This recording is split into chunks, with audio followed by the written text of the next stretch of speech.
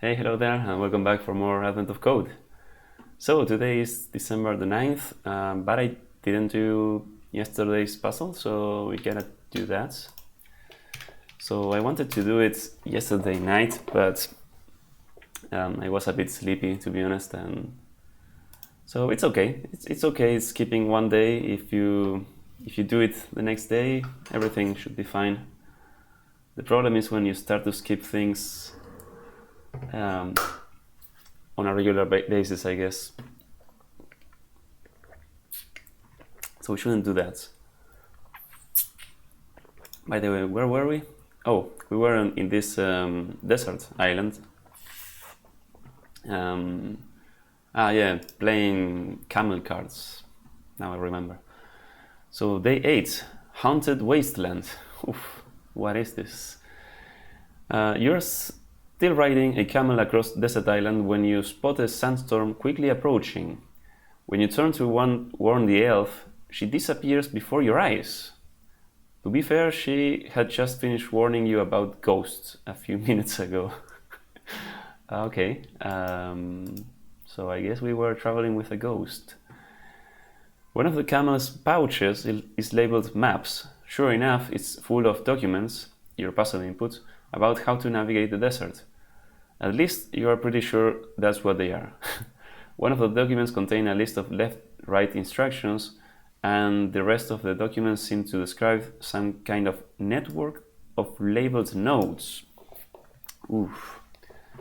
So is this a graph traversal problem already, day 8? By the way, I like how they hint at some changes for part 2.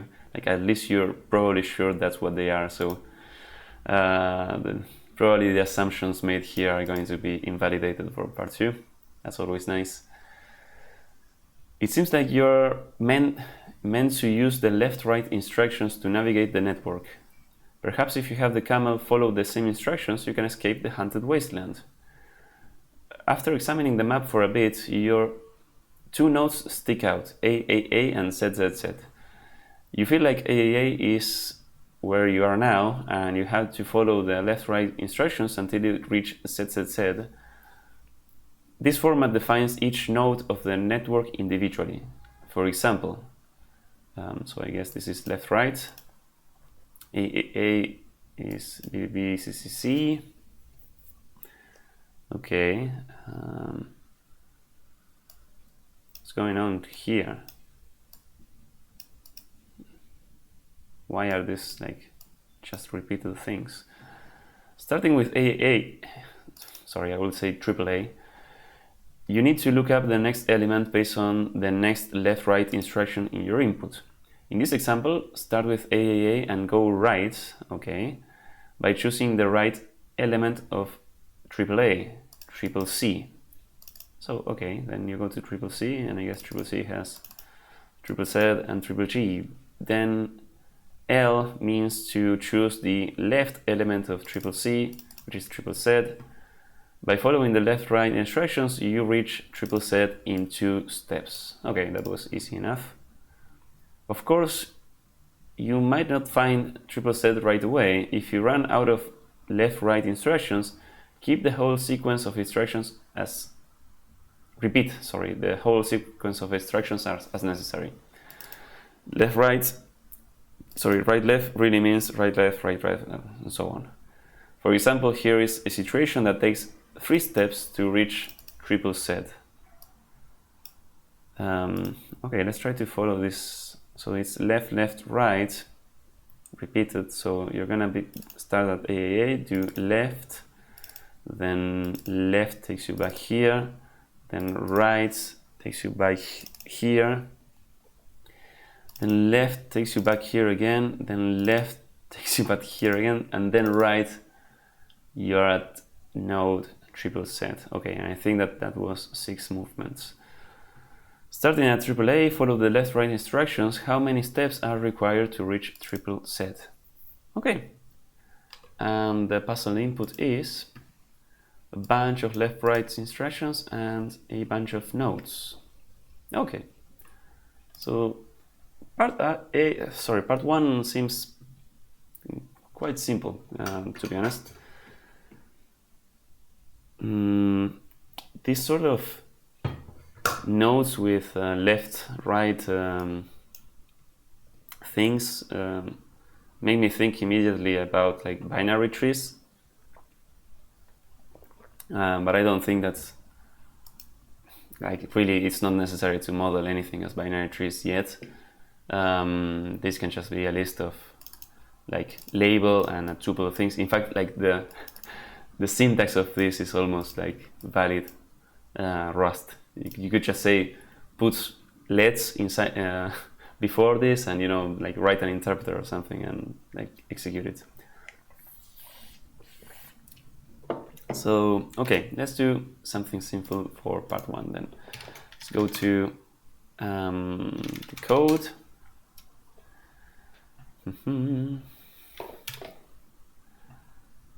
And let's copy our template as usual. This is day 8, haunted wasteland. What's going on with VS Code? Let's copy the template for the inputs. This is 8, and actually we do have 2 samples here. I think that this sample is actually kind of lame. I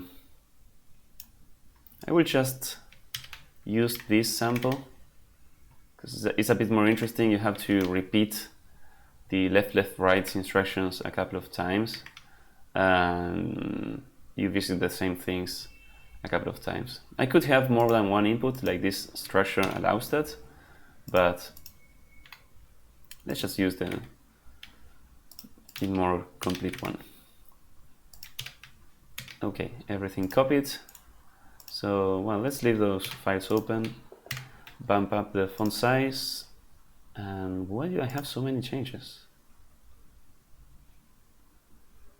Oh, because I made the same mistake I've made a couple of times. I put this on the template instead of here, where I meant to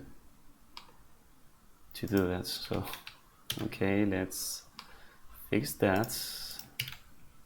And the input.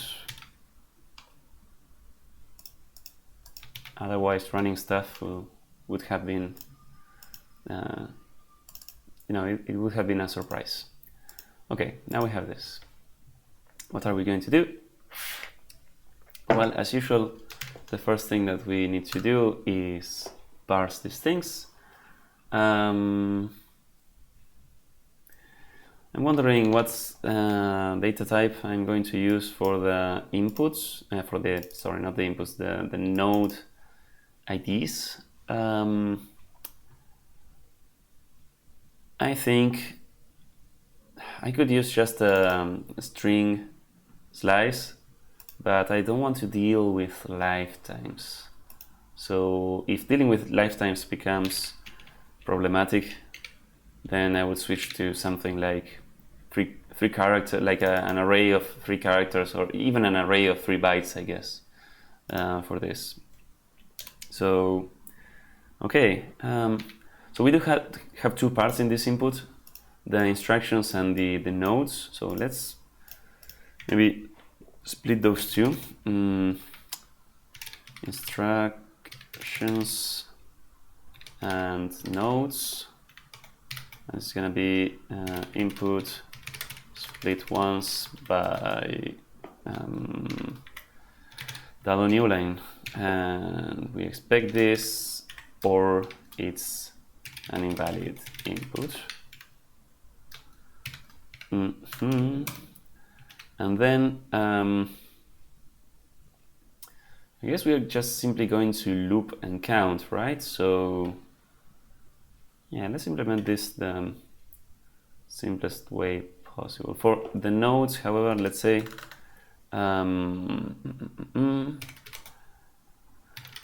nodes B, nodes lines, we're gonna map this into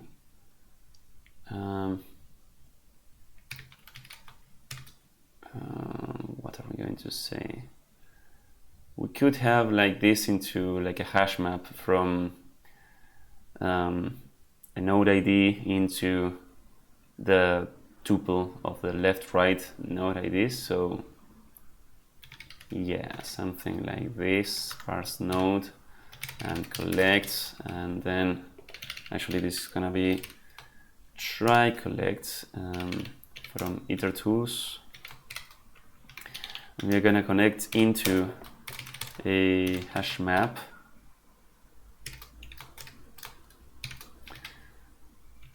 Try collect collect. No, just try collect. And let's define this. Then parse node gonna receive a string and nothing else, and we're gonna return, well, a node. Oh, sorry, yeah, a node, which is just going to be a key and a tuple of left-right things. So string and string, string, all of those string slices. So these things are separated by an equal sign. So I guess also here this won't be this, it should be a result of these things. It's complaining that we are not returning that, that's okay. And the hash map, of course you can import that.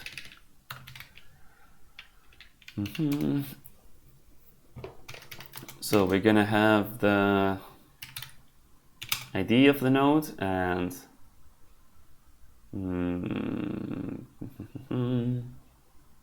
this is like the left-hand side and the right-hand side, left-hand side and right-hand side of the equal sign. Right? Yeah. Okay.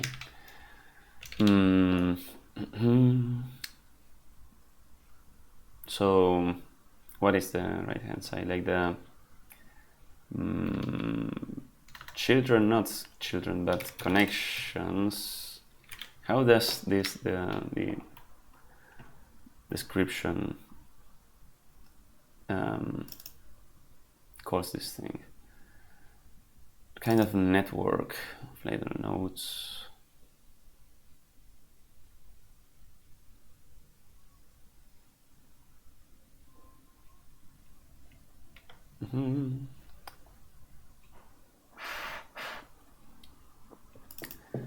Okay, there is not a specific name for these two things, so let's call it left, right, pair. Or connected. No, let's call it like connected IDs, like more more clear name. So this is the string split once by this, and as usually we're gonna say okay or and just expected and equal sign. Sure. And then the ID is already what we want, and we want to extract the other two IDs. So let's just say let left ID, left ID and right ID. It's gonna be connected IDs. You want to strip the parentheses here, so can I say something like strip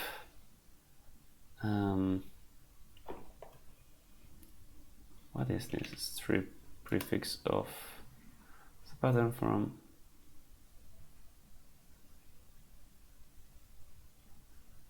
if it what? Is this on the standard library? Like this is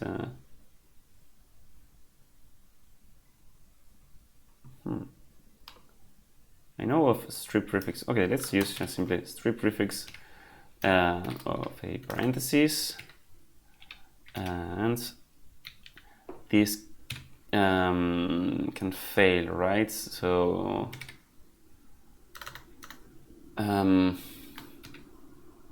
is this an what does this return? An option, I guess. Yeah, I don't like it when you cannot like chain options like using this syntax, because we are meant to return results here. I guess I can say and then, but it's like yeah.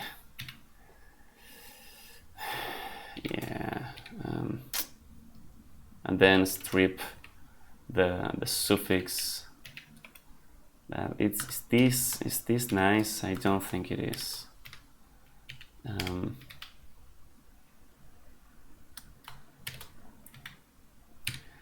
And then you can have an OK or an error message like invalid or yeah, invalid input, just whatever. And then once we have all of this, we can like it's kind of a mess. Yeah, split once by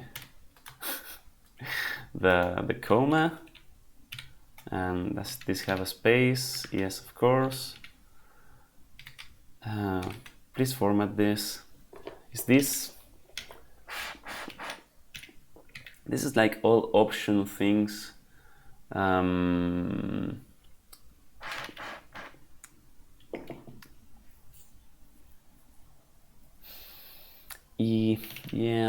Yeah, kind of ugly.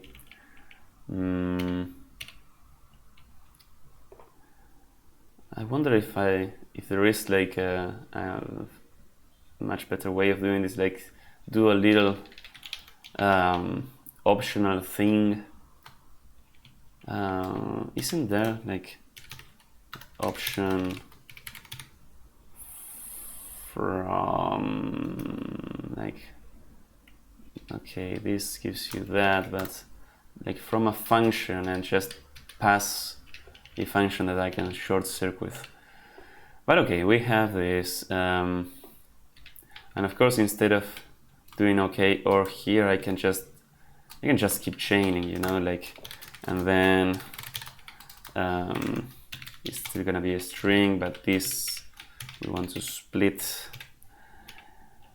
and this we can say OK or invalid input format, something like this, and this we can short circuit.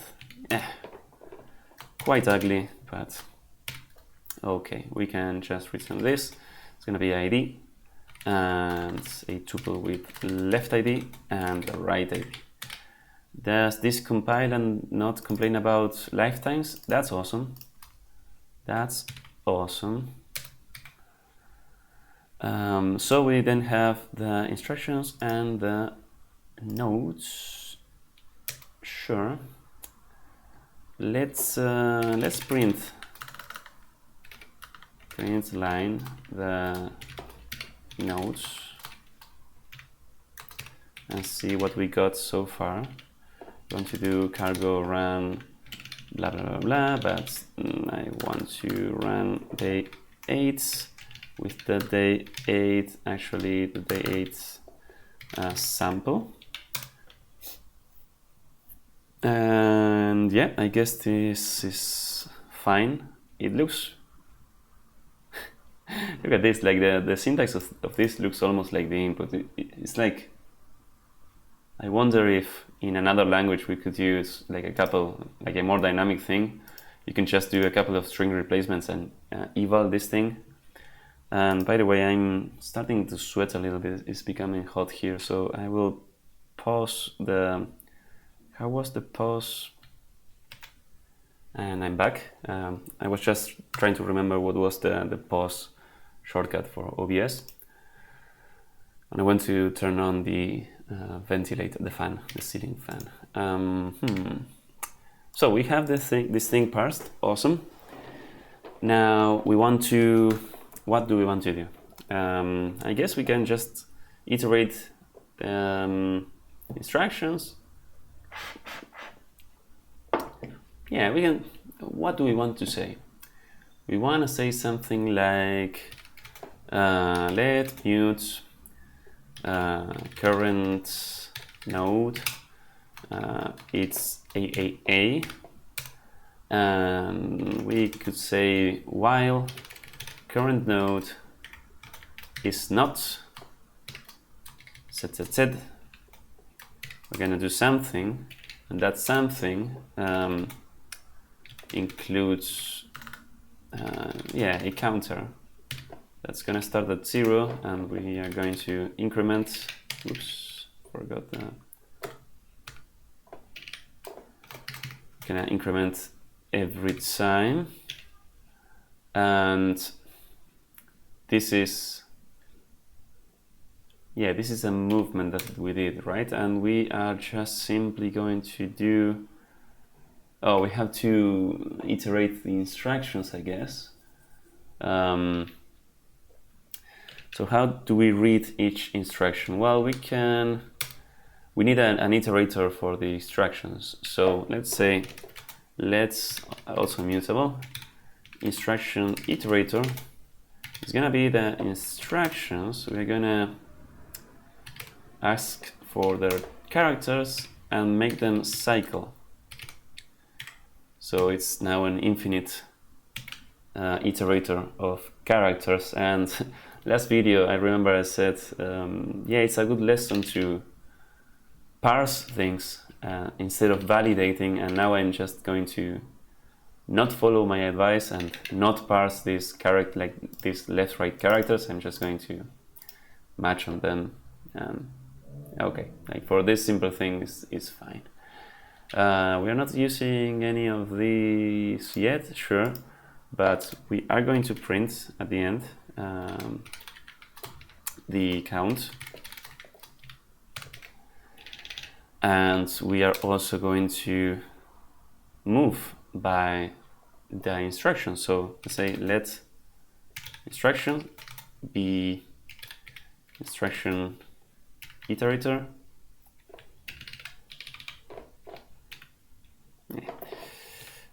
Next, please. And we really expect this to be something, because actually, like here we can use expect, something that will panic, because this cycle should always have elements. Actually, now that I think about it, no, because this could be empty, I guess. So can this be empty? Yeah, okay, let's not do expect. Let's say just simply okay, or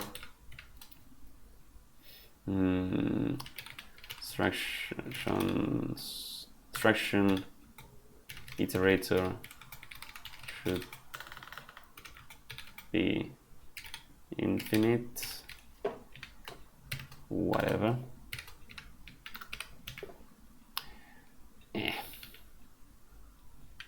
Okay, and let's say why is this complaining? Current node. Wow, look at this lint. It's like, okay, this thing is not mutated inside the loop, so this is never going to be true. It's like, okay, let me code this thing. Let's match on the instruction. Let's say that if it is left, was this uppercase? So if it is left, then we're gonna do current node equals well, we can get the connection, the left and right connections beforehand, I guess. So let's say left. Can I type? And right be nodes gets current node, and this also we are expecting. So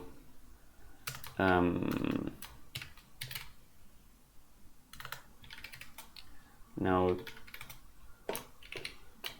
ID not in network.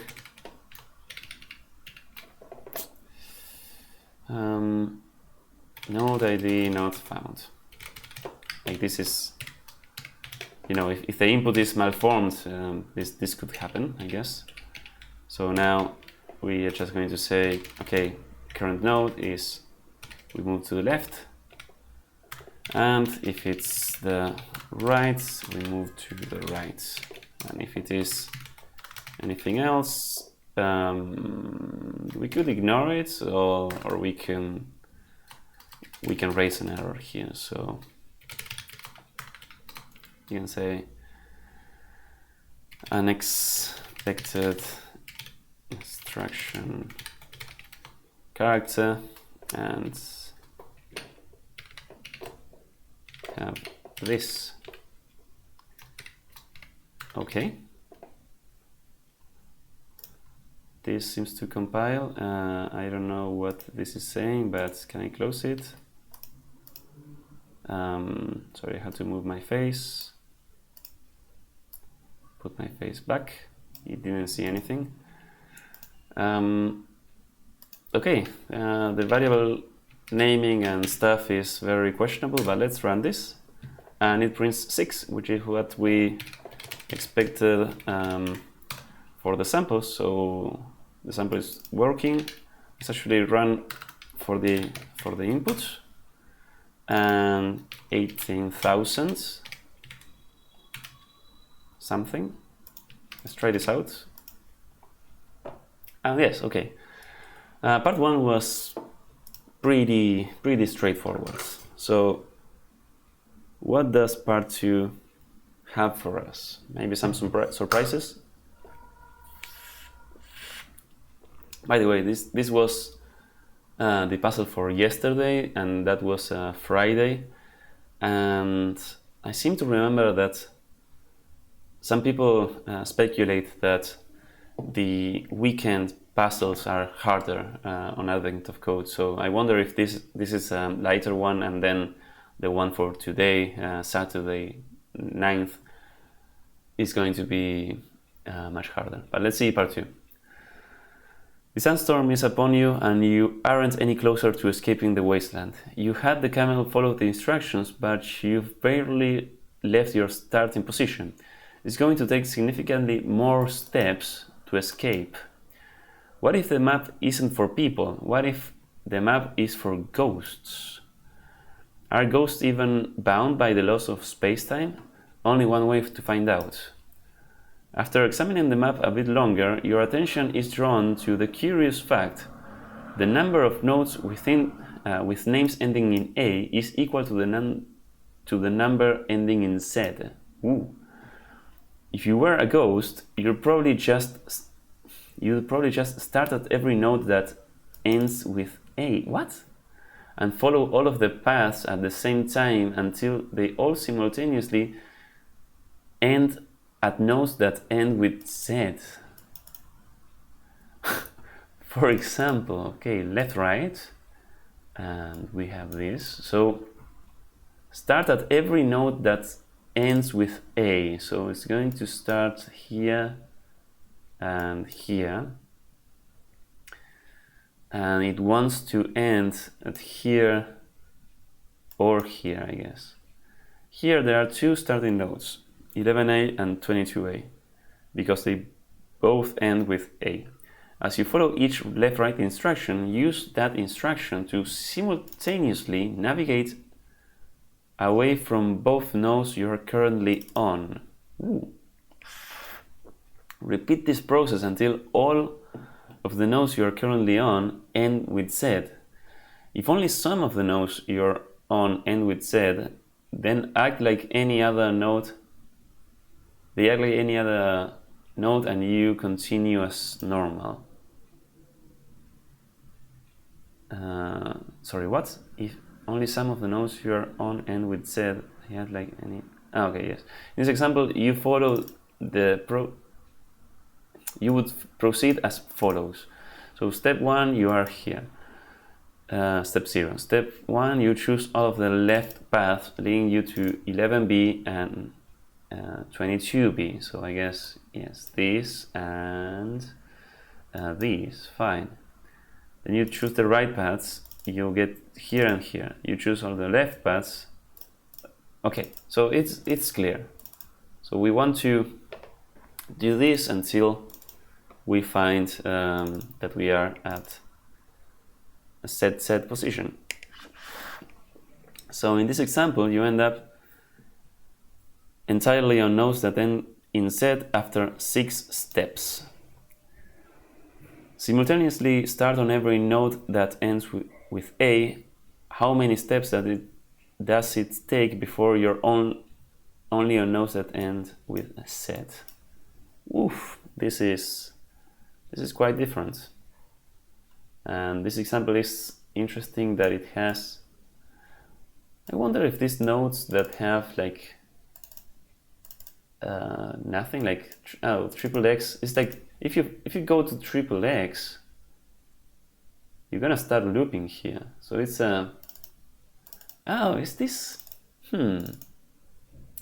is this some kind of hint? And I wonder if there were also hints like this before, where we had like here DDD, EEE, and GGG are all like invalid paths that you like. If you're in B and you take the right path, you end like in an infinite loop. So you sort of know that you're not going to take that path. And I wonder if that's important. I would be surprised if it isn't, actually.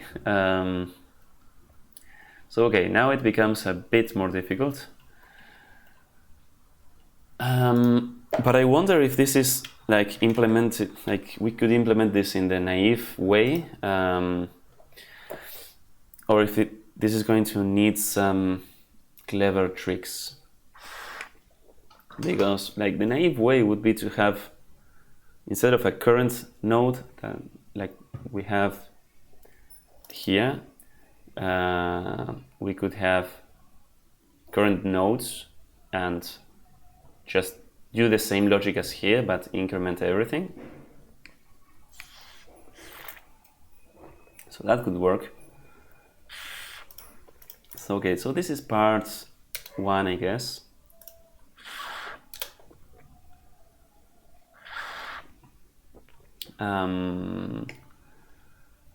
What do I want to do for part 2?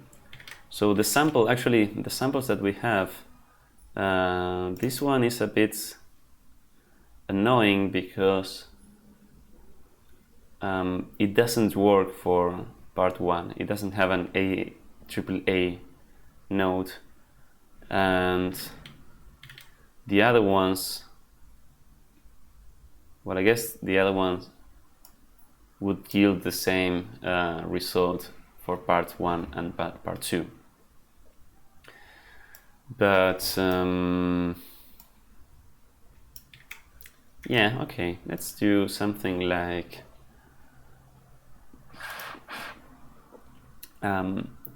extract this thing just to have a clearer code here.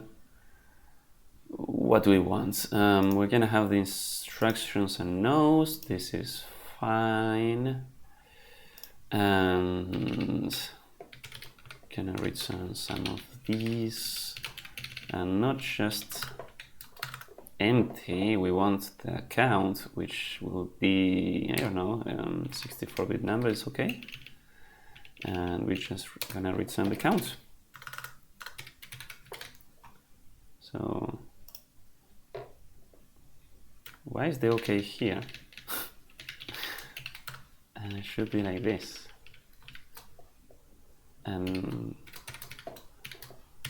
And why is this fail like a fallable thing? Or how could we fail? Well, if we did something wrong in here, I guess, or if we fall here. Okay. fine, I guess. This is part 1, basically. Let's answer 1 be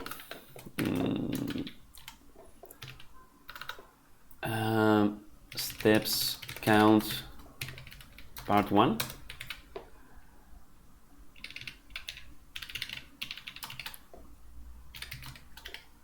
And you already know what we are going to do.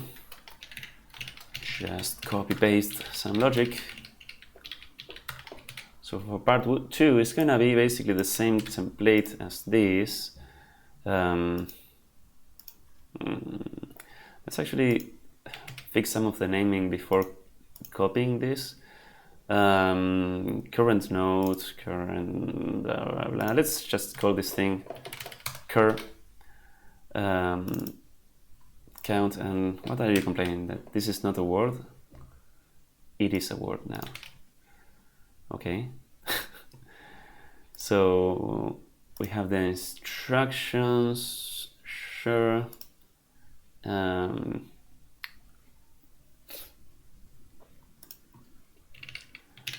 Let's move the left and right somewhere here.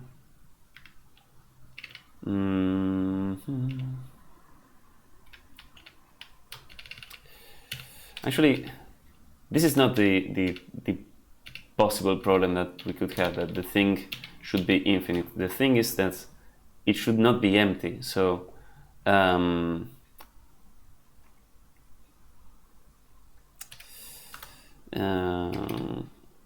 okay, or instructions no instructions found. Okay, that's better, I think. So we're going to do something very similar for part 2.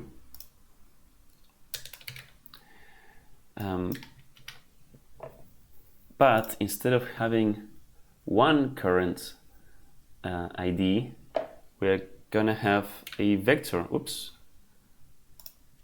And let's call this thing current IDs, I guess.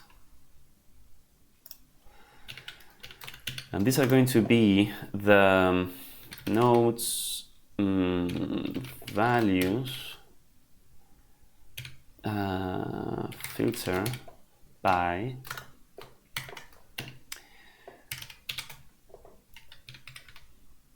if it ends what is ID here? Oh no, not values, keys.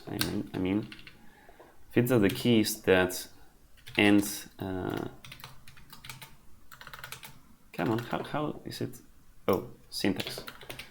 Sure. Keys is a function. Come on. ID ends with. If it ends with an A. That's what we want, yes.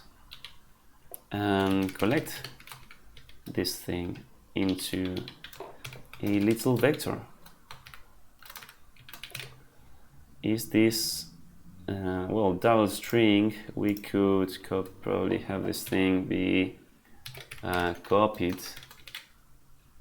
But now it's a vector of string slices. Fine. Yeah, fine. Now, instead of asking if current IDs is different than set, we want to ask if current IDs, if they are all different than set. So current IDs, iter all ID ID blah blah blah different than set, and this is again okay. If they're not different than set, we want them. No, actually, we want to stop when all of them end with set. that's where we want to stop. So we want to say, okay, while while any of these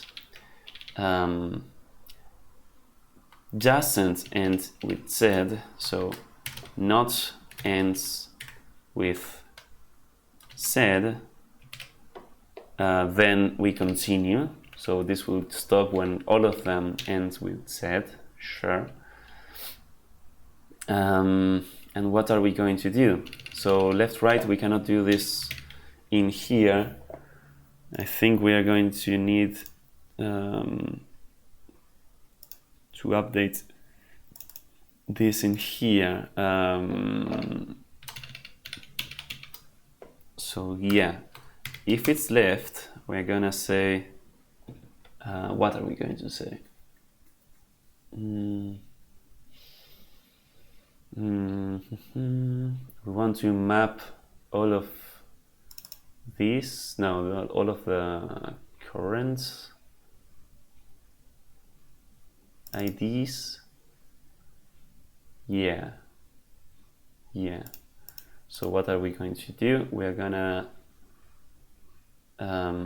do for ID in current IDs, we want to update them all. So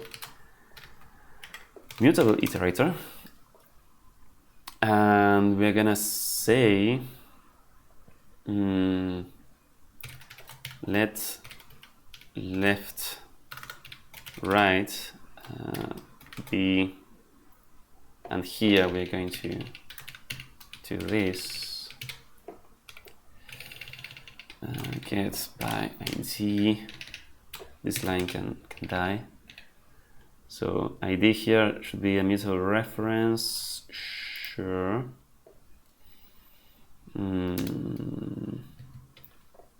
And well, this is the left case, right? So actually we could put this match inside the for or outside of it. It sort of makes sense to do it on the inside, I think. So let's move these two lines up and surround this match like this. So we now are iterating over all our current things. We match the instruction, and for each current ID, we're going to say ID equal, if it's left, well, the left. And I think just put some braces in here. Okay. And same thing here. And is this all? Then we have, yeah, we've given a step. Okay. Does this work? So here we should be passing the nodes as reference, of course. So this is a reference to a hash map of blah blah blah, and this is the same. Sure. So can we run this? Well, what happens if we run it with the input? Well, maybe it's taking too long, or maybe it is in an infinite loop. So we should, I think, have, we have the sample that's okay, for the part 1 sample, it says 6 and 6, which is what we expect. I think I want to, so actually this is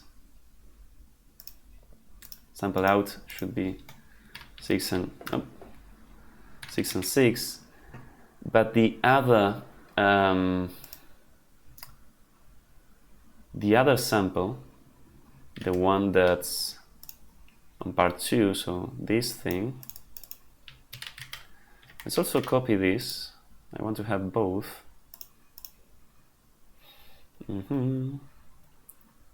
So let me find it here. So sample B. We're gonna have this, but I don't know how, like, what's the expectation for this on part 1. So I'm just going to run this and see what happens. Oh, of course, node ID not found. And actually, that's a good example of a bad error message. So well, I sort of know that this is the AAA thing, and we are messing it up on part 1. So let's just ignore part 1 for now. Run the sample B, and with the sample B, part 2 does take 6 times. 6 steps, which are these. Okay. Very good, I guess.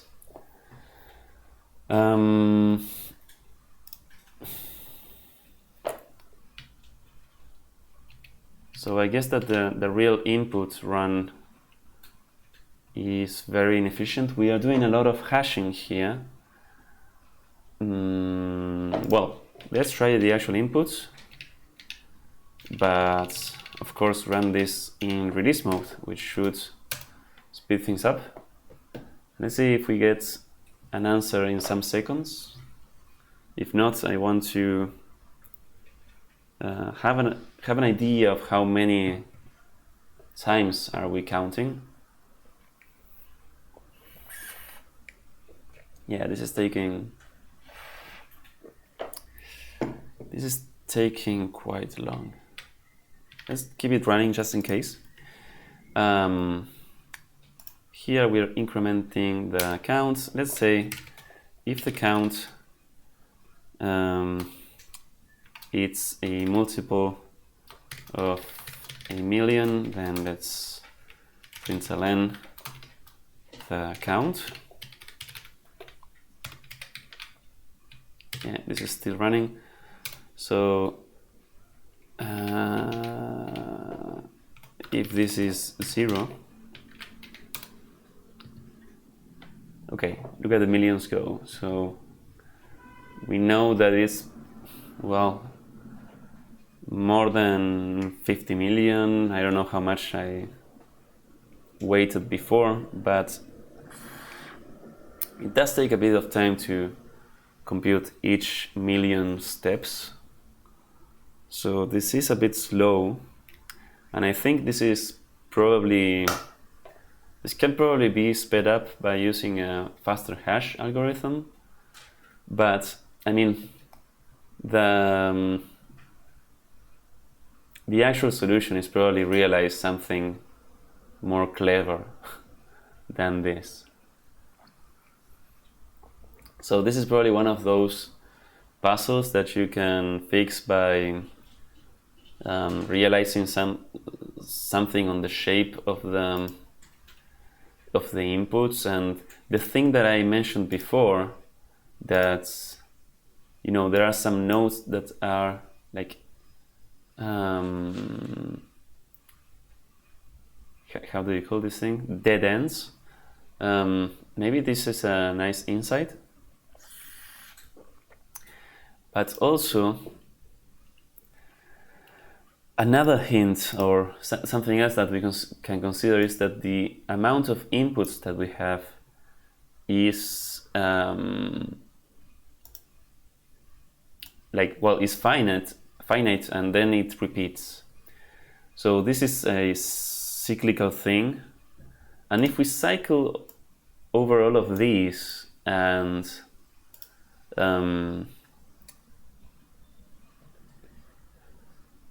then after one cycle we find, well, we are going to be on some nodes that set of nodes that we are in after one cycle should be, well, different than before, because if we have already seen that same, like after one cycle,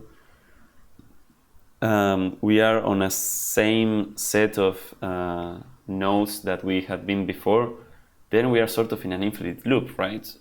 Because we are going to be hitting the same thing, and we are not going to hit the end condition of all of them ending at Z, and we are approaching the 1 billion iterations, and this is doesn't seem to want to end.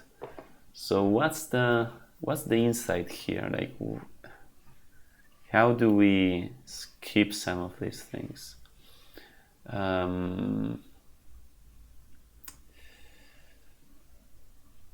I guess, so if we consider all of the inputs that we have, let's actually do something here. Let's count how many set equal are in here. There are 6 of them, so we are starting, no, this is the end nodes, so let's actually count A equal, and well, it's also 6, that's interesting. So are they like unique paths?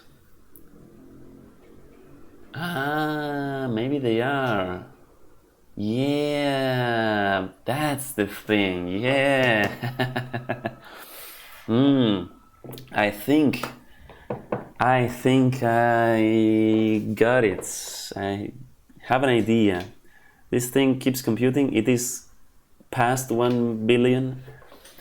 Okay, so look at that. There are 6 possible starting, well, 6 starting nodes, 6 nodes that end with A, and there are also 6 nodes that end with Z.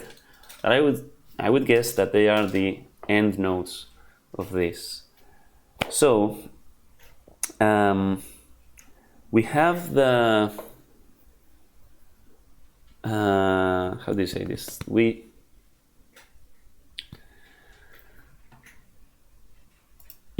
want, what we want is to end at the Z endings, I guess. So okay, let's actually take a look at these Z endings. They lead you to some other node. Okay. So what I'm thinking is, instead of doing this iteration like all at once, all of the advancing all of the current IDs, all of the current nodes at once, and checking, because this is evidently taking quite long, and maybe it's going to be like a very, very big number.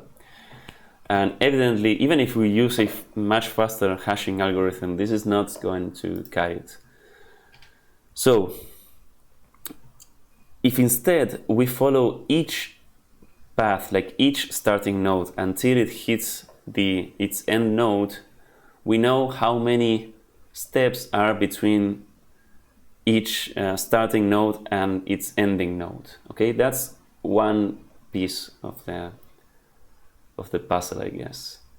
And wait, what is it that I want to? It's a bit more complicated than that, because if we calculate all of them and we multiply them together, or if we get the minimum least common multiple, I think it is, between all of them, so it's like considering cycles, I don't think that will be the right result, but it is somewhere along those lines, I think. Yeah, doing some like modular arithmetic.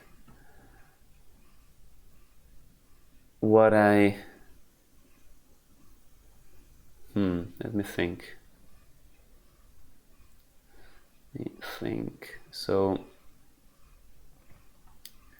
there's basically 2 things, considering like each path that you are taking. Like these are like ghosts that are like some sort of like quantum superposition of things, that they are all starting at they're starting nodes at the same time and following this graph. And well, it is a big number of iterations that they are doing. We are approaching 2 billion, and of course the input is much less than 2 billion. It is actually, we can count them, or my editor can count them, is 788 or even 786 nodes in total. So the path that these things are taking are much longer. They are looping around, you know. If they are only 800 and something nodes and they are taking like 2 billion steps, well, they are passing through the same node many times. I'm actually surprised that being 800 and something and only 6 ghosts walking around, that they would be taking so much time. Like, I wonder why is that. But there is also something about, okay, you know, let's kill this thing. I want to know some numbers. So I forgot to commit part 1 as one thing, but let's leave part 1 there. It's fine.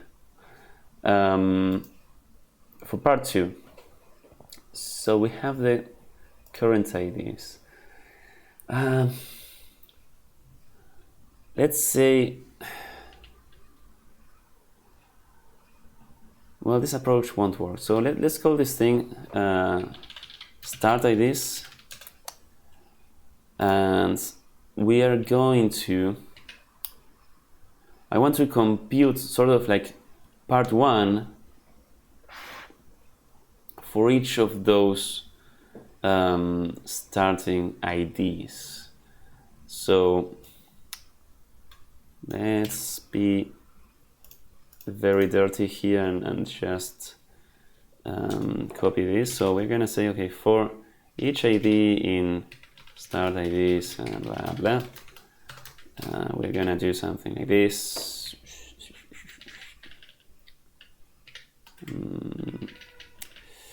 And after calculating this count, we are going to say println count for ID equal count, and just comment this and return 0 over here. I don't care. What else? We should put this instructions iterator in here. The count, we can kill it. This is not mutable, I guess.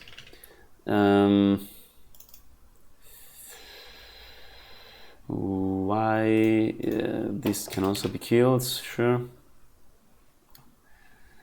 And the current is gonna be the start ID. This ID is, okay, this, we can dereference here, dereference once, and while current doesn't end with Z, whoop, we do this, sure, sure. Okay, let's see the counts for this. Okay, so starting at here and doing all of the things till the end, it takes 13,000, and it's around that order for every one of these. But this doesn't mean that if we multiply all these numbers, we are gonna get the answer, right? Because this is not how much time it takes these things to loop. This is how much time it takes them to get it from the start till the end. And actually, we don't know if they loop around to their start. That's also something that we don't know. Maybe we should do some analyzing of the input network shape, like how loops are formed or something. There's actually, oh, I remember now that I was using something, a graph visualizer for last year Advent of Code, that we could like throw this graph, the actual input, and see like the shape of this. Oh, look at this, SVN. I wonder if there are some acronyms thrown around here.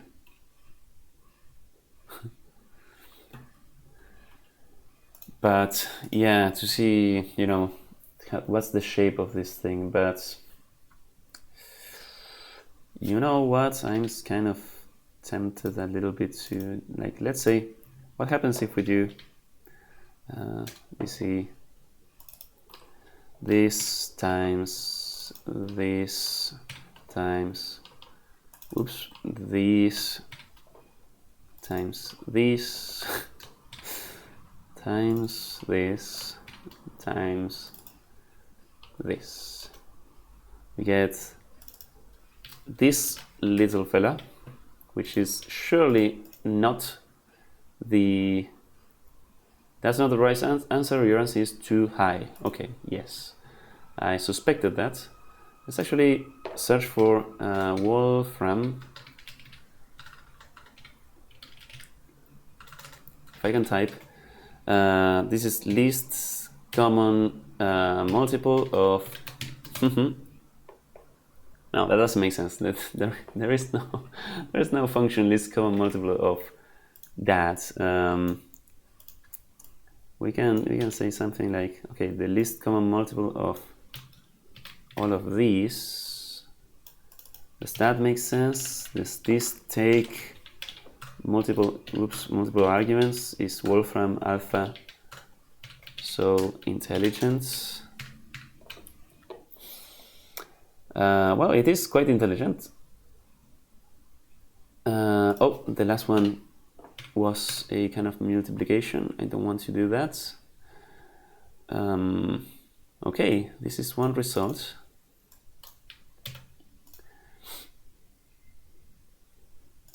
I wonder if I can submit this. What? What? That was the correct answer? What? What did just happen? I don't understand what happened. Like, I was not expecting this to be the correct result, actually. Like, I don't understand what I did. Shit. How is this the correct result? What? How is this the correct result? Again? Like, this doesn't make any sense. Or somehow it makes some sense because I followed some sort of train of thought to get this, but I don't understand my own thinking. What the hell? Like, what the actual hell?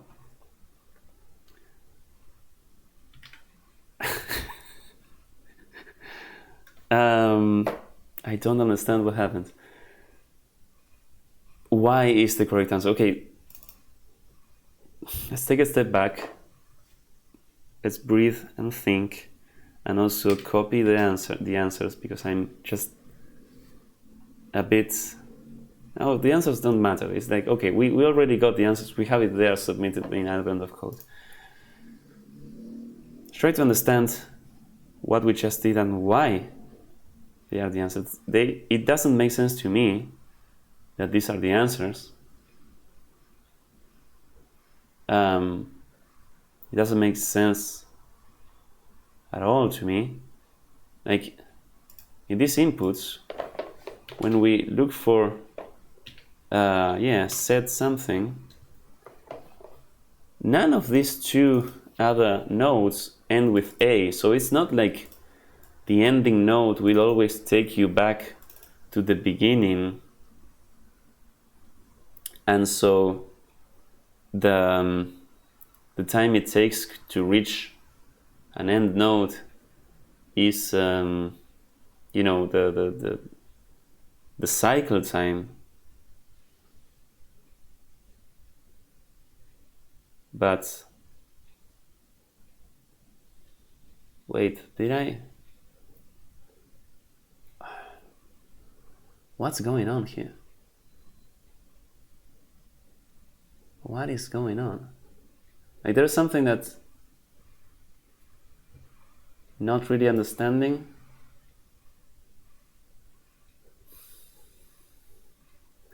Some structure here, some invariant here that I'm not seeing. But I have one suspicion, which is that in the samples that we got, the sample for part 1, the amount of instructions is 3, and our answer was 6, which is a multiple of 3. So it's like we reach the end by a multiple of times of the instructions, right? And in the answer for part 2, it was the same. 6 is also a multiple of 2. So I'm wondering if that's also the case for these. We can actually see here we are in column 263.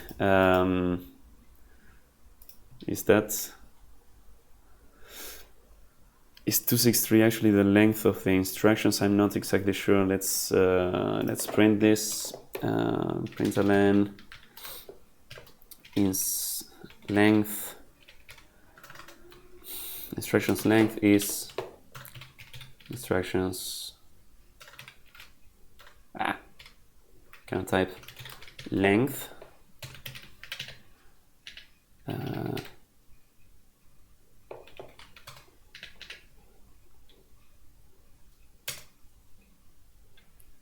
Yeah, 263, and we have these numbers, which 263. Let's actually print, when we print these numbers, the mod of this number, count, mod 263.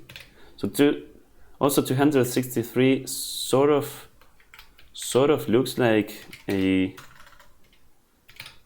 prime number. Require prime. So is this prime? Yes, it is prime. Okay, that's also something to know.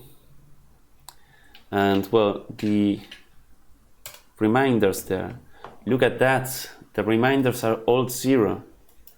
Okay, so what does that mean actually? I don't understand what this means either.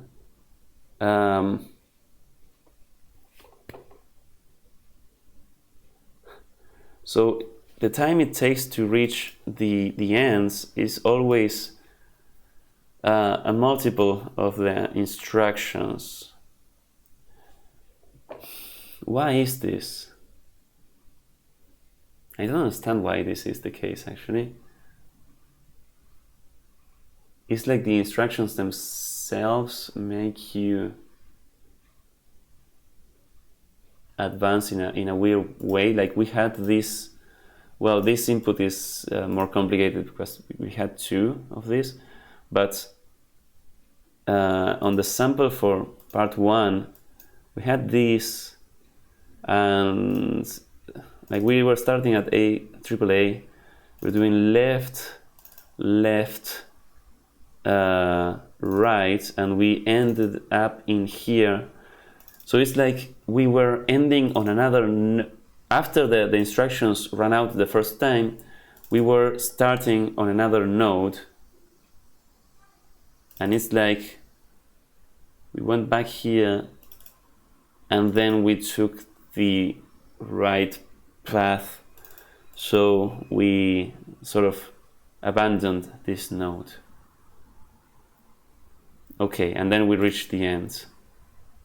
By the second time we ran out of instructions, or we cycled through the instructions. So it was a multiple in that case. But I don't see how that is the general case. How is it always a multiple? There must be some structure in the input that I don't understand, but all of the answers are multiples of these, of the amount of instructions.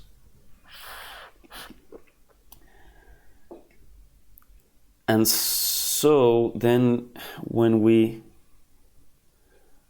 but the thing that I don't understand is like once you hit these ending nodes and you continue going, it's like, do you hit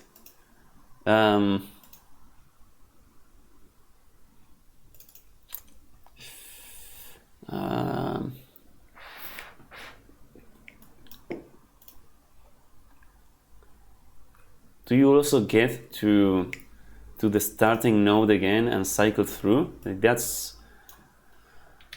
also something that I would like to know. So once you have reached the set here, let's then keep looping until we find an A again. I don't know if that will happen, but let's have another count variable here. So let's mute count2 starting at 0, and we are gonna increment the count2 here, count for ID blah blah, and count2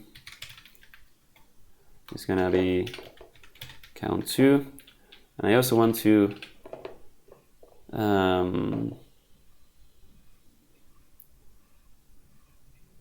have both of the modules printed, so count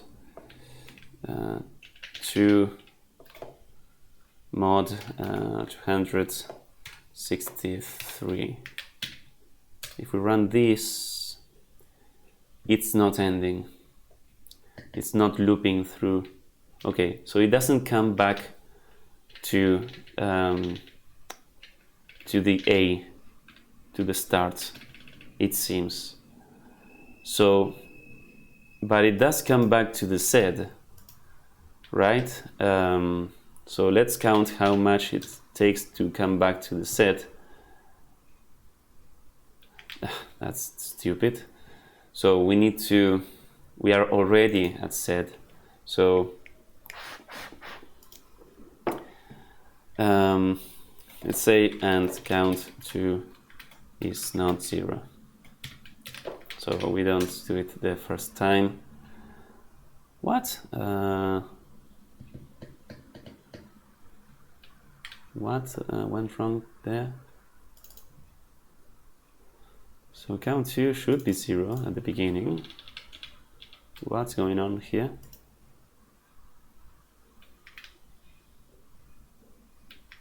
We're printing count2, yeah.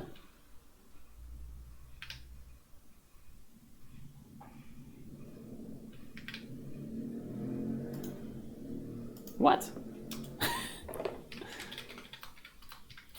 Let's say ID, the start ID.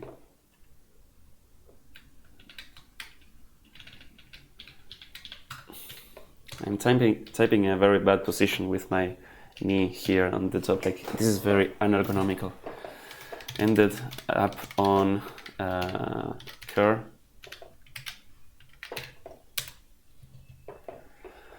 So MNA ended up on XKZ, AAA on triple Z, okay, dra in ninja in left Z, awesome. But why are we not counting I'm doing something wrong here. We should be incrementing this.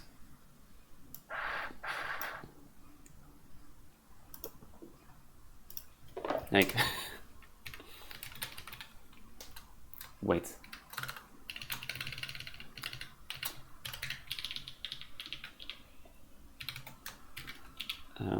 I'm tripping a little bit, like I'm not understanding some things here. False.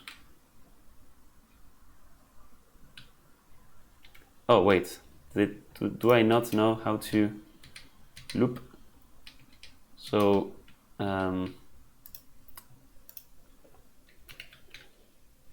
oops. Sorry. Let's not use a while loop here. So, okay, we know that this is going to be 0, but let's actually rewrite this thing to be a looping loop. We increment the count here and say, hey, if this, then break out of the loop. If it ends up in Z, then break. The counts should be the same as they were before. For DRA, why is order of iteration is not the same? That's a bitch also, because of hash maps. Fine, but it seems like, yeah, we are counting the same way. That's good. But now that looping loop should help us to say, okay, loop and increment the count 2, and if the current ends in Z, same thing, we break. So how many times does it take to reach?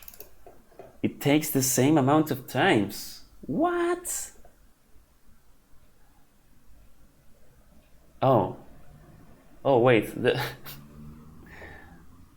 there is a way in which this is possible, and I think I just have to take a look at the input.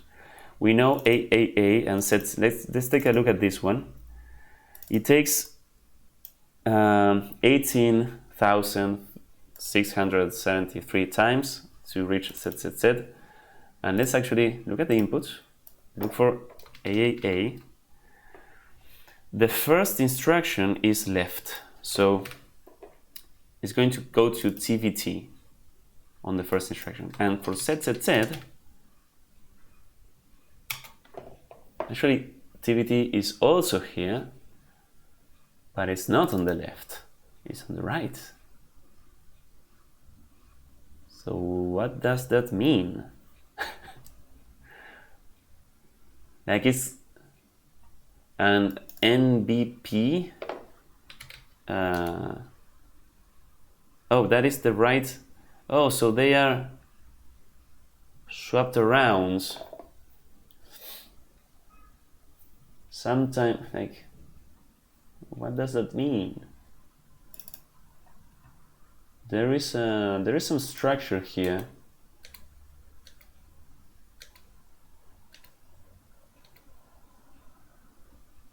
QTJ.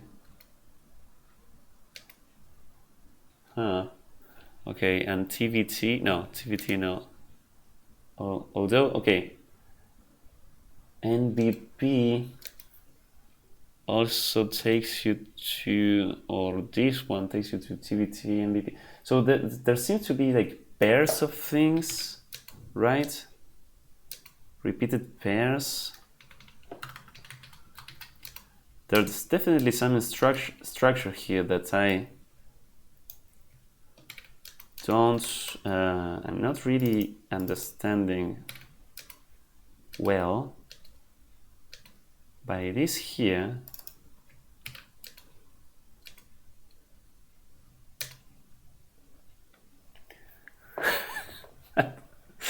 It's like, man, so we know a couple of things. We know that every time we reach the end, we do it in a multiple amount of times of the instructions. And reaching the end again also takes a multiple of those instructions. And actually it's always the same. It's always the same. So it being always the same means that, yeah, okay, this is the loop. It's not only the time it takes to get to the end, it's also the time it takes to loop. It's the same time, which I don't understand, like, why this is the case, but it is the case. And since it is the case, and they are also a multiple of the amount of instructions, then it does make sense that if you multiply them all together, or actually if you do the least common multiple of them all together, you get the answer. But yeah, this seems to have to do with like the shape of the input. But okay, I guess that's the answer. So I wonder, like, if I could just count the time it takes to reach the end from A to Z. I feel like I should also count the second time and verify that they are equal. Something like that. Because I don't see how that is a given unless the input has that. But like, if it's not the case, it would. If that weren't the case, the calculation would be much harder. But since this is the case, the calculation was trivial and was actually quite surprising to get to get right. So okay, we have this mess on part 2. We should make part 2 give us the answers. These are the start IDs. Okay.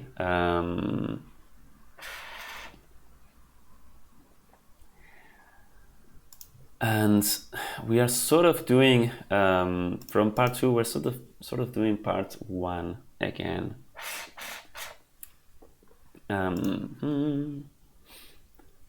Steps count part 1.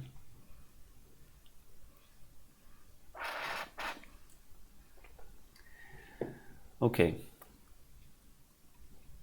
So, man, I'm a bit lost here of what. Like, we already have the answer. That is actually correct. But I want to have the Rust program print this thing. And actually, Rust doesn't have a least common multiple function.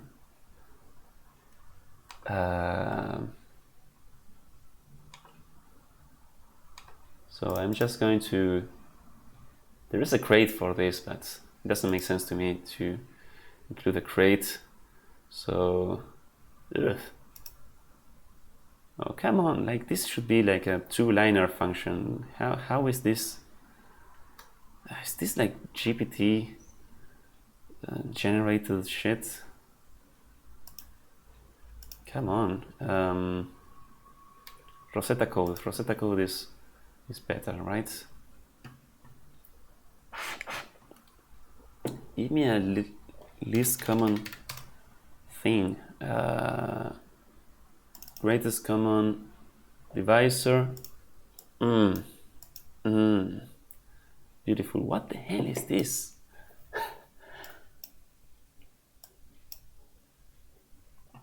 This implementation uses a recursive implementation of Stein's algorithm. Isn't there a trivial thing?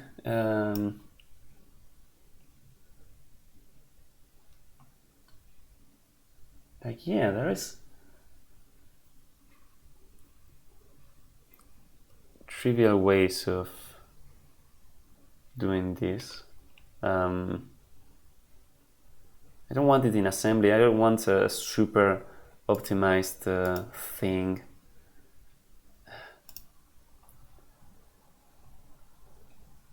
Yeah, beautiful. Come on, Wikipedia.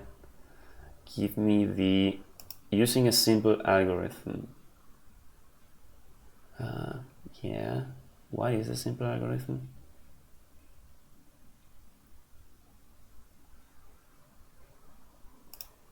Formulas.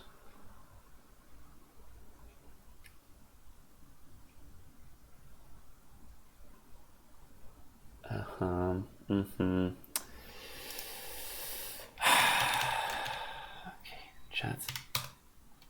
Let's chat with our bot friend. This is not open AI. This is what I want. Come on.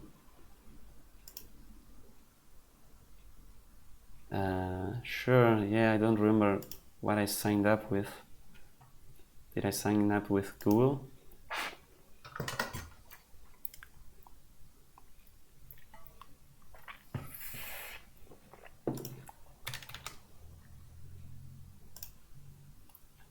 Yeah. Okay. Hello, friends.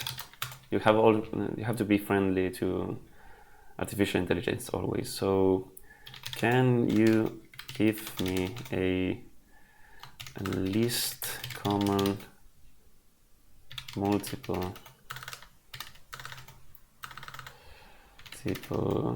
function?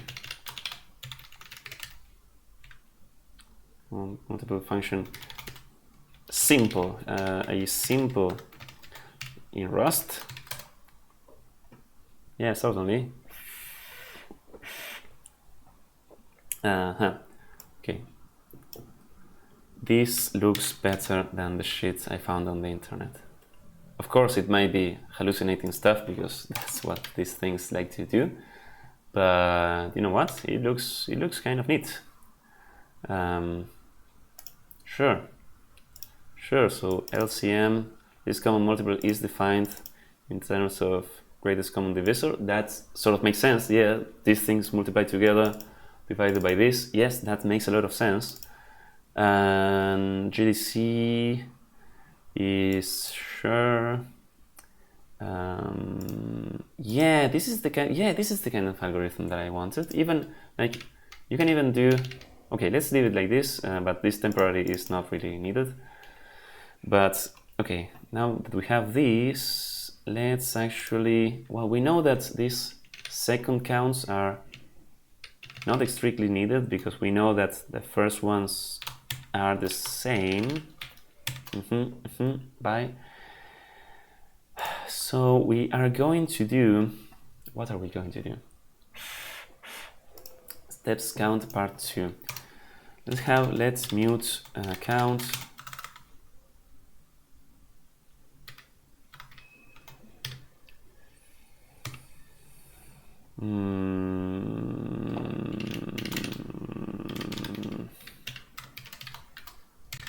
Let's have a vector of counts that we are going to push into, and we are going to do this and push into this. Counts push, then counts. Beautiful. Imperative code for the win. And then we are gonna return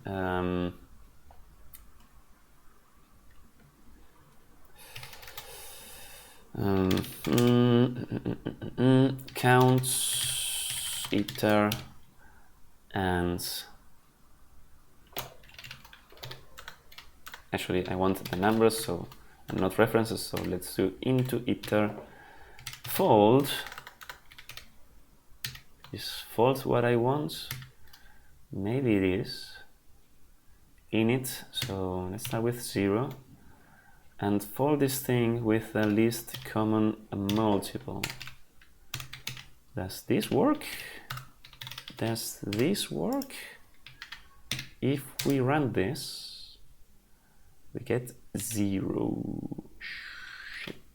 Oh no, because we are starting at 0 and least common multiple says, okay, if this is 0 or this is 0, the common multiple is 0. Sure, so that's not what we want. We want a reduce.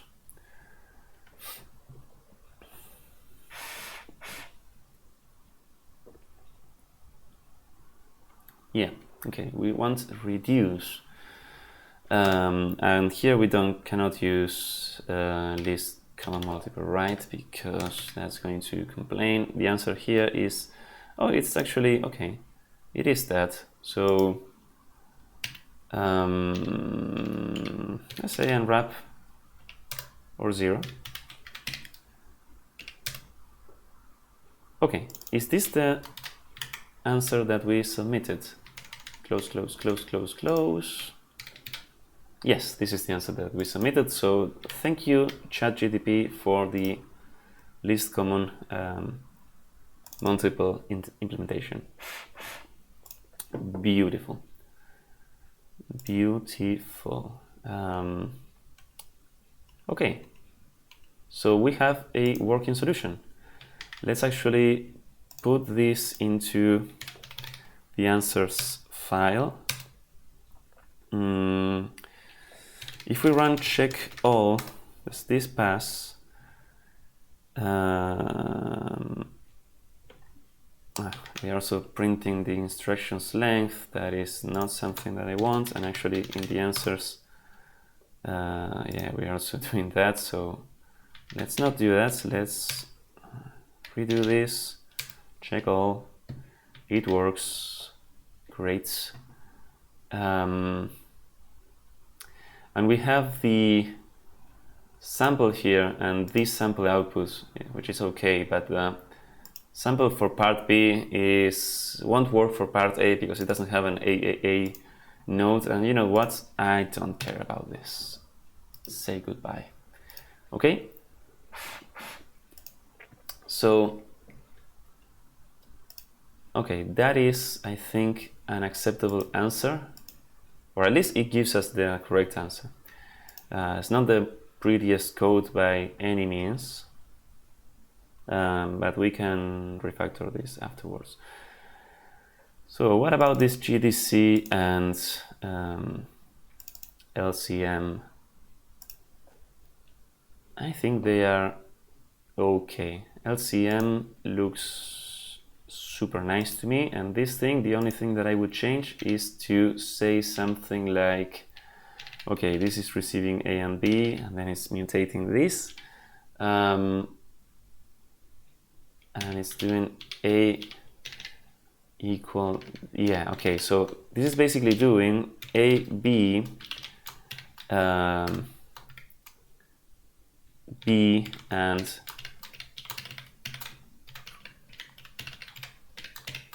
A mod B. I think that this is the same. Yes. Okay, so we got shorter and nicer. Great.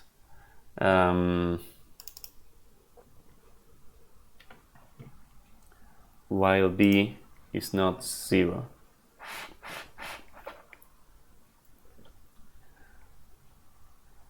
So you could actually say that if B is 0, then this is greatest common denominator. Well, I don't want to actually think about this. Thanks ChatGPT for giving me the correct answer. I think it's fine if AIs do that kind of job. Okay, I think this video is actually getting a bit long. I don't actually remember when I started recording, so let's just give this a little pass of review. Review pass. We are parsing things in a okay-ish way. Let's remember how we are parsing the nodes. Yeah, sure. This is ugly as hell.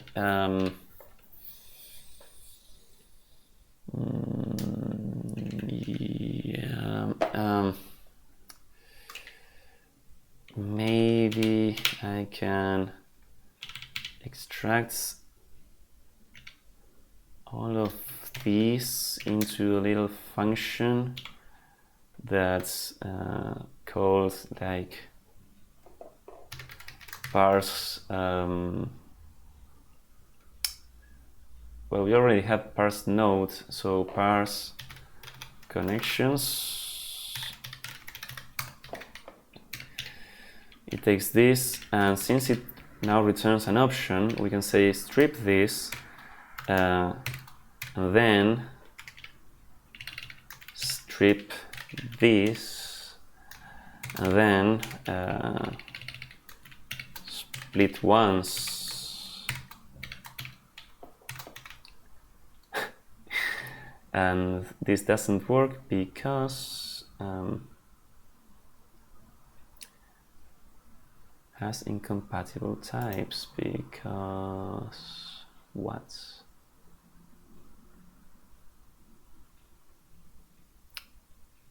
Try wrapping with expression. Yeah. It's like this is what I wanted to do inside of here, but would be nice to have like a function that does something like this. I wouldn't be surprised if it already exists, but how do I look for it? Like Rust. Rust what? What is it I am looking for?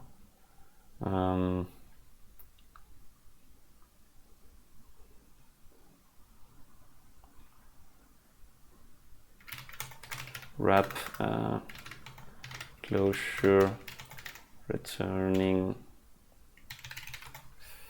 option for short circuiting.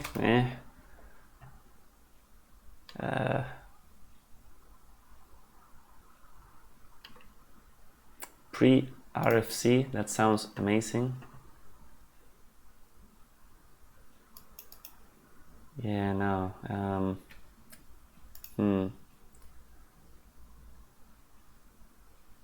What about this? There's a try for each. There's things in Rust that I don't know they exist, and they can be very useful. It's kind of like a try what I want, but it's like, yeah, try to do this, like chain the options. You know what? I wouldn't be surprised if there isn't like option try. Ooh, try from. What is this? Performs the yeah, no, but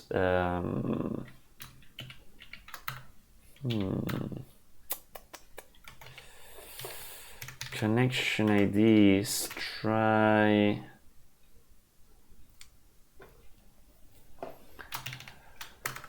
Well, I can search for that at another time, but yeah, this seems like a very like superfluous function to have, but I really like the chaining of options like this, instead of doing like and then.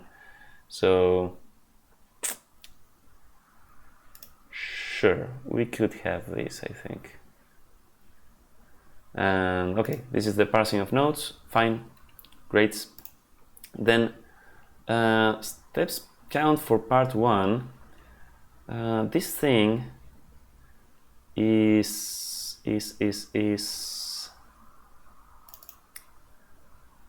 like, there's definitely things that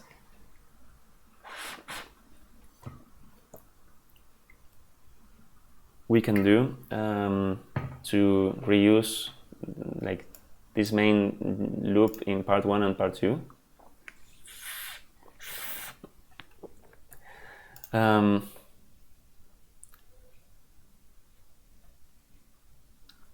Yeah, let's have a function that does basically this, that we are going to use in both of part 1 and part 2.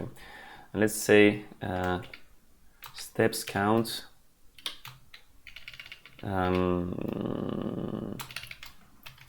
count steps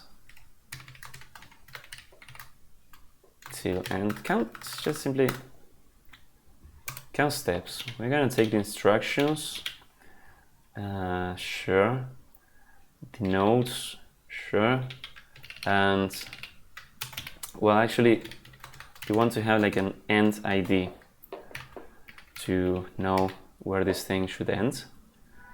We are going to have the instructions iterator just as, oh no, not the end ID, we want the start ID actually. The current is going to start at the start ID. Sure.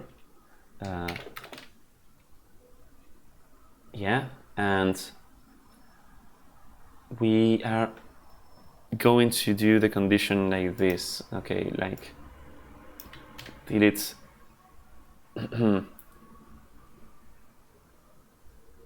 I think I do prefer the loop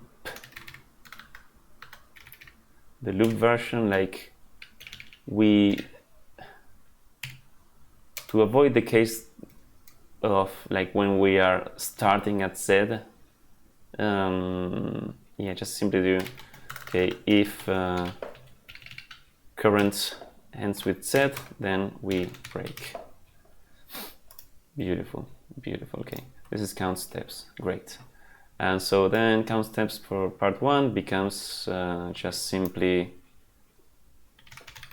count steps, right? And the start ID is going to be AAA, and instructions are this, and nodes are that. Great. And this, of course, can be inlined. And there you go. And there you go. Okay. Goodbye, part 1, sorry. And part 2 is going to be basically the same thing, but we are going to do it in this loop and say let count is count steps. The start ID is going to be this, and the others are going to be that. And then this is complaining because, sure, this is a result, so let's do it like this. Yeah, does this still pass? Yes, it does. So we remove some of the repetition. That's great. Now, when we do this thing,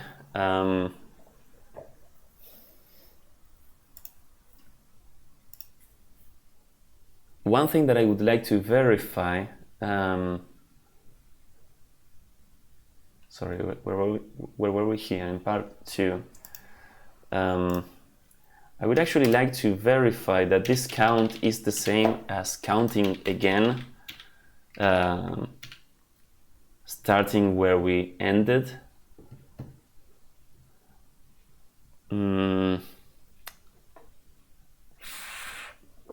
Because if that's not the case, then all of this doesn't work.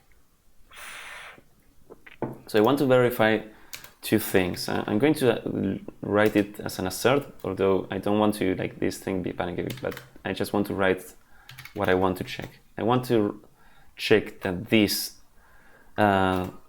mod instructions length is 0,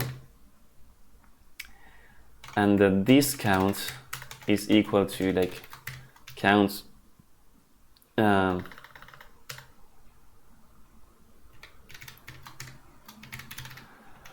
like loop count, which loop count is going to be,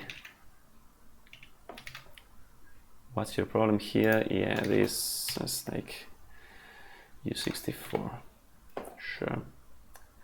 And this loop count is like, okay, do the same counting on steps, but get me, yeah, okay, I want to get like where this thing ends. So this thing actually should I return the count and the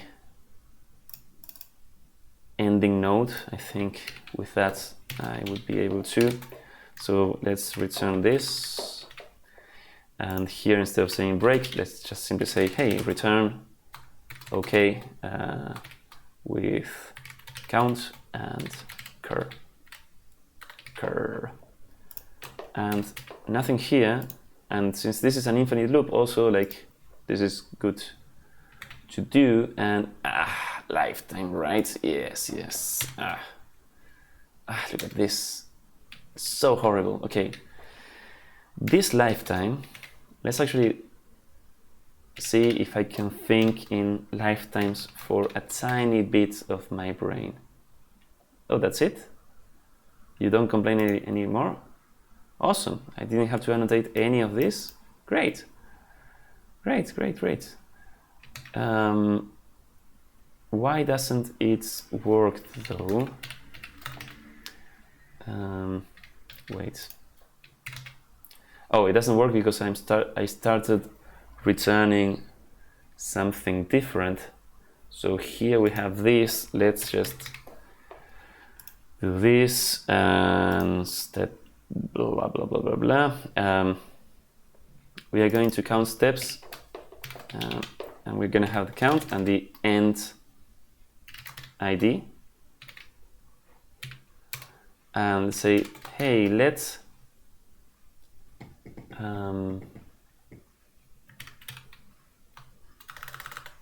loop count and end loop ID. Let's do the same thing again, count steps, starting from the end ID, same things as before. Okay, and now I want to do this assertion of making sure that this is a multiple of the instruction's length. Sure. The count is equal to the loop count, and the end ID is equal to the end loop ID. Okay, I want all of those things to be true. And this is now complaining.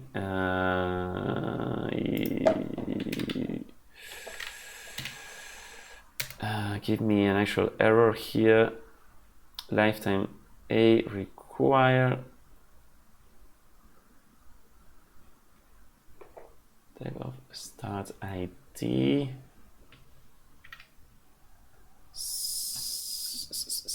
So okay, I guess start ID should have be bound to the same lifetime as the return value, and the instructions now, that doesn't really matter, but this hash map maybe also. Yeah, okay, now it's happy. And are you happy with that? No. Okay, it makes sense then.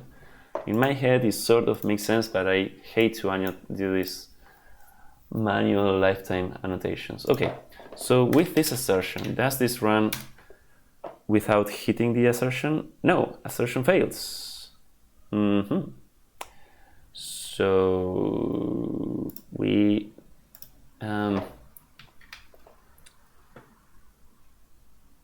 it failed for, oh, it actually for the sample this is not the case.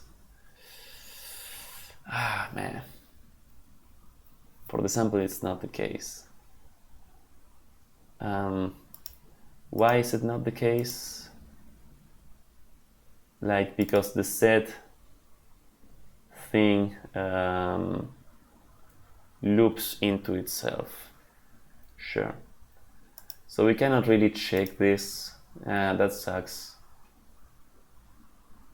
That sucks. Well, I'm going to just write a comment then about this thing.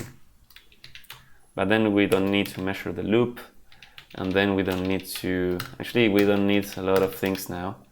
We can go back to something simpler of just returning the count here. Then, yeah, okay. Sorry for going around so much on this. I just wanted to have a nice assertion. That's all that I wanted. All I wanted was you.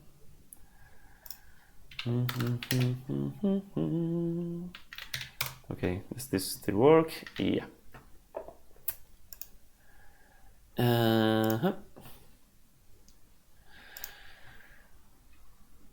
And the last thing, maybe that's okay. I need to write that comment about like what are my assumptions for this part 2 horrible thing. But I can write this thing, this count, like instead of having this very ugly for loop. Now, it's not like for loops are ugly, but it's like this. This can also be written with iterators in a much nicer way, I think. We can say start like this,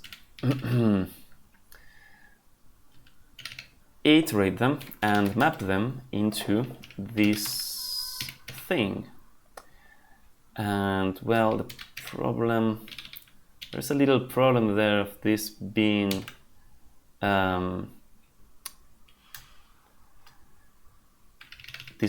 a result, like a failable thing. So we're gonna have these, but we cannot just fold it with this. So let's actually, like, we can collect them. Can collect the counts. We were already collecting this, so there's no harming in this collection. We were already doing this, but we can just do it. Whoops! Can just do it right away. And you don't like this because you're missing this. Sure. And then we take the least common multiple of all of these. Yeah, and if there are no starting positions, this is actually like if there are no starting positions. Actually, I don't want to like do this. I just would probably want to fail. So okay, or no starting nodes. No starting nodes. So this bubble up. So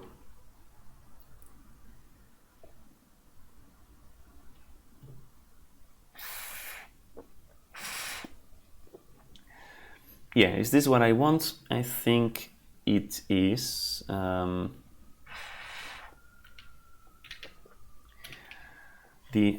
This variable, we could name it somehow. What is this? The total step count, something like this, or combined. Let's say combined count,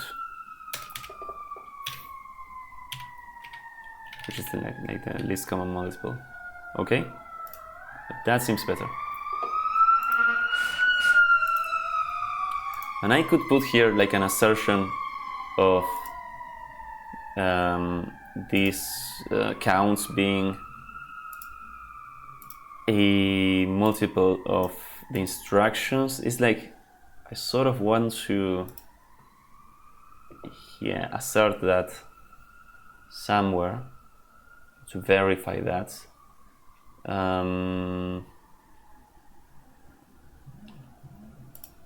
Yeah, but I could. I want to add this comment about like the assumptions that I'm making. This code does a lot of assumptions. This code assumes that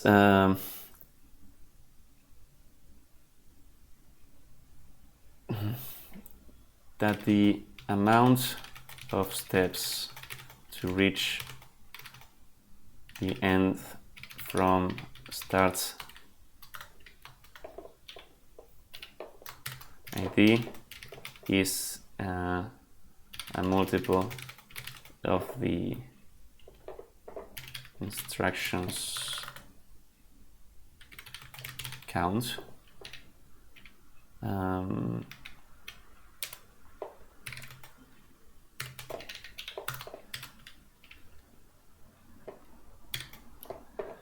So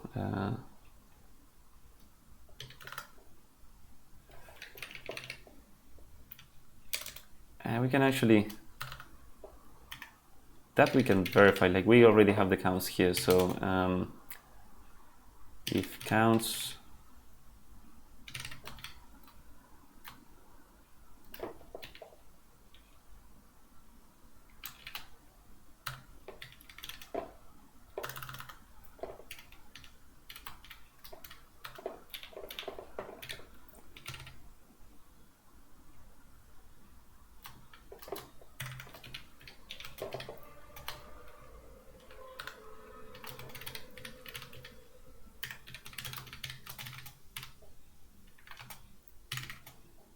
so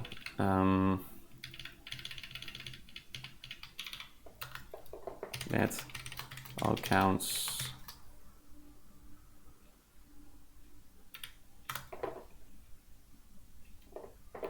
valid.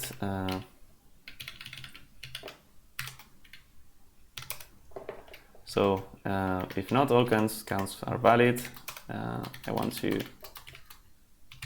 all counts should be a multiple of the instructions length, the instructions count. Yeah, at least one of the validations. This should still run, yeah.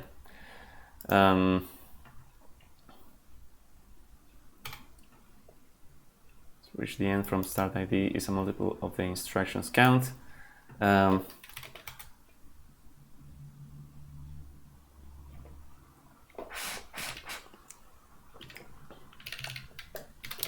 Given the amount of steps to reach the end from start ID,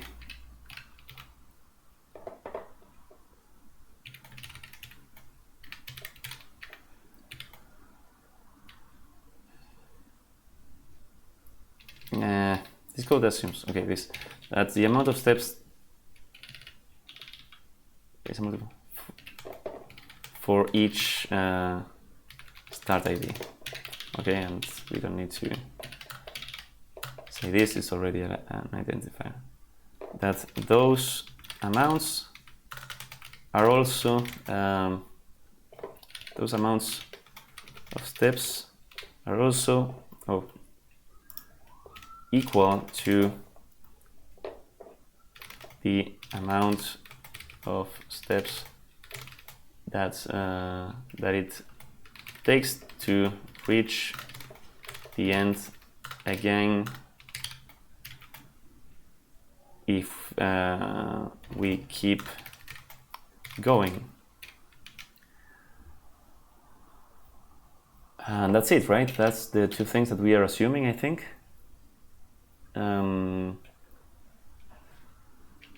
Yes. So let's simply say this. This assumes these two things.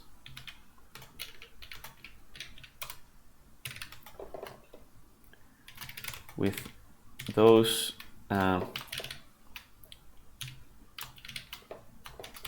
which the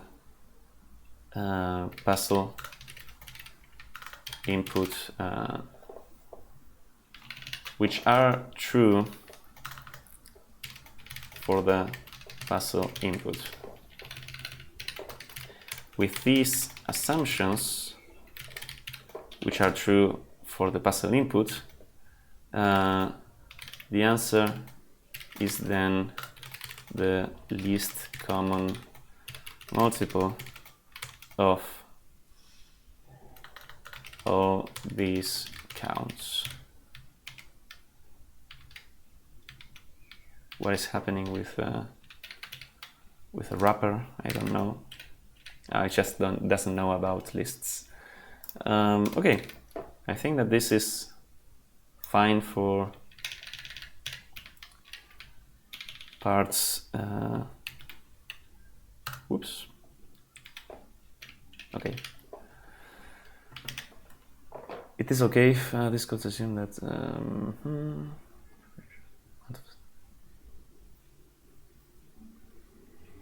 is a multiple of the instruction.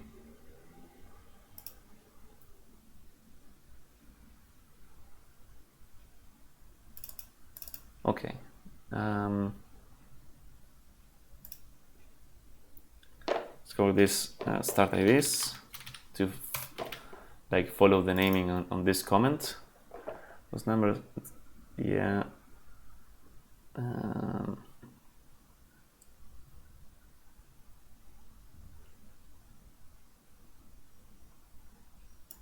Yeah, and this is like an implementation comment, so let's put this comment like inside inside the implementation of the function. So okay, it's always a bit ugly when you have to like explain the code this way, or which kind of assumptions that you are making. And I mean, if we are assuming that, I'm also wondering if it makes sense. I don't think it really makes sense to make this assertion here. If we cannot really check both of these things in a reasonable way. Or I mean, we could, but the checks don't work for the sample, and they are not very general. It's like, okay, we are sort of assuming this. We are not specifying what will happen. Like, it will give you a wrong answer if the input doesn't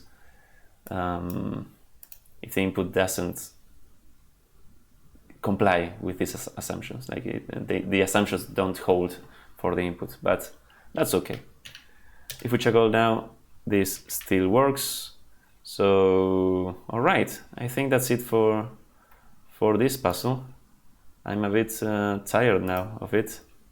It was a super trivial part 1, but part 2 was not too trivial. It required some cleverness, and actually it required a lot of luck, because I just did something like kind of winging it, and we got the answer, which was surprising and fun. But I don't like it when I do something that it works, but I don't understand why it works. So it took us a lot of time to realize why this was working, and it's like, okay, it's something to do with the shape of the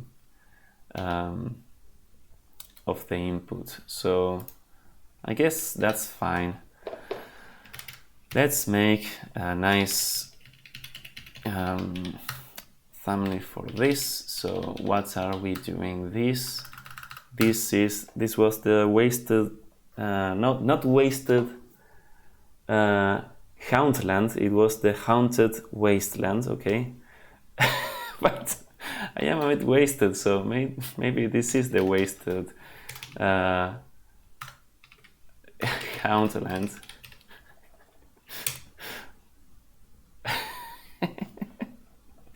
Yes, I think that is super correct. And we can decrease the font size here and show the mess that we have done. This is so ugly. Yeah, I probably will put a better name for this steps count part 2. It's like we'll probably name it something like ghostly step counts or something, but I can do that afterwards. This is the thumbnail for this video, and as usual, if you have been, thanks for watching, and see you later. Goodbye.